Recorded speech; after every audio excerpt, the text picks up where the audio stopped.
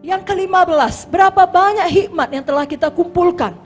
Amsal 29 ayat 15 mengatakan, tongkat dan teguran mendatangkan hikmat. Jadi jangan kita bosan diajari oleh Tuhan dan diajari oleh pemimpin kita. Karena itu mendatangkan hikmat. Hikmat adalah hal yang membedakan antara orang Kristen yang dewasa dan orang Kristen yang tidak dewasa. Amsal 4 ayat 7 berkata, permulaan hikmat adalah perolehlah hikmat, dan dengan segala yang kau peroleh, perolehlah pengertian. Jadi di sini kita dinasehati untuk memperoleh hikmat, mengumpulkan hikmat.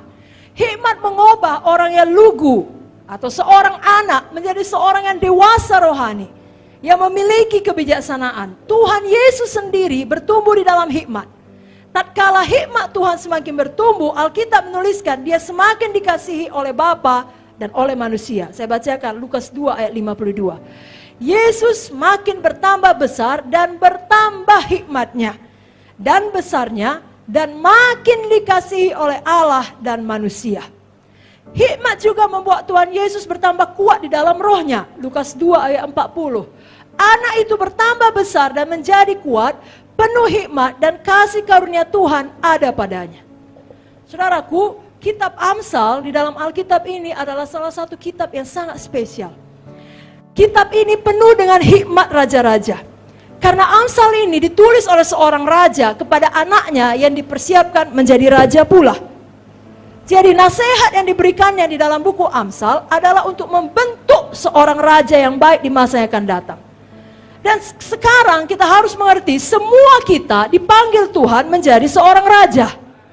1 Petrus 2 ayat 9 berkata, kamulah bangsa yang terpilih, imamat rajani, bangsa yang kudus, umat kepunyaan Allah. Oke. Jadi imamat yang rajani. Dalam Wahyu 1 ayat 6 dikatakan, Tuhan telah membuat kita menjadi suatu kerajaan, menjadi imam-imam bagi Allah Bapanya. Wahyu 3 ayat 21 mengatakan, barang siapa menang, ia akan kududukkan bersama-sama dengan aku di atas tahtaku, sebagaimana aku pun telah menang dan duduk bersama-sama dengan Bapakku di atas tahtanya. Saudaraku, ini diperlukan, hikmat diperlukan kalau kita mau duduk bersama Yesus memerintah di atas tahtanya.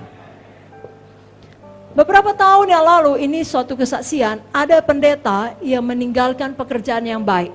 Ya, kalau kita di Indonesia mungkin katakanlah bisnismen yang berhasil atau PNS yang sudah tinggi tingkatannya untuk menyambut panggilan Tuhan dan menjadi hamba Tuhan full timer. Tapi di satu waktu setelah sekian lama melayani, dia patah semangat dan dia mengeluh kepada Tuhan. Tuhan, kenapalah kau suruh aku meninggalkan pekerjaanku yang baik, sedangkan aku hanya punya jemaat sangat sedikit. Saudara tahu berapa jemaatnya setelah sekian lama melayani? Cuman 20. Tapi kemudian Tuhan bicara kepadanya, engkau sedang menyiapkan 20 raja untuk memerintah bersama aku di sepanjang kekekalan. Jadi Tuhan memberikan kepada dia pengertian. Pengertian itu mengubahkan cara berpikirnya, membangkitkan semangatnya. Walaupun hanya 20, tapi bukan 20 orang biasa, melainkan 20 raja yang akan memerintah bersama-sama dengan Tuhan. Jadi kita perlu sekali memiliki hikmat pengertian. Itu langsung mengubah cara berpikir kita. Kita baca Amsal, hal-hal yang tadinya kita tidak tahu, kita jadi tahu. Hal-hal yang kita tidak tahu jalan keluarnya, kita jadi tahu jalan keluarnya. Amsal 3 ayat 13 sampai 16 saya bacakan. 13 sampai 26, Amsal 3. Berbahagialah orang yang mendapat hikmat, orang yang peroleh kepandaian, karena keuntungannya melebihi keuntungan perak, hasilnya melebihi emas. Ia lebih berharga daripada permata, apapun yang kau inginkan tidak dapat menyamainya.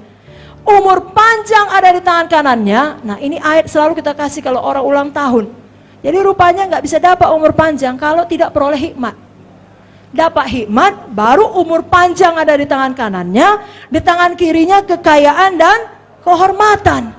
Jalannya adalah jalan penuh bahagia, segala jalannya sejahtera semata-mata. Ia menjadi pohon kehidupan bagi orang yang memegangnya. Siapa yang berpegang padanya akan disebut berbahagia. Dengan apa Tuhan meletakkan dasar bumi? Dengan hikmat. Dengan apa Tuhan menetapkan langit? Dengan pengertian.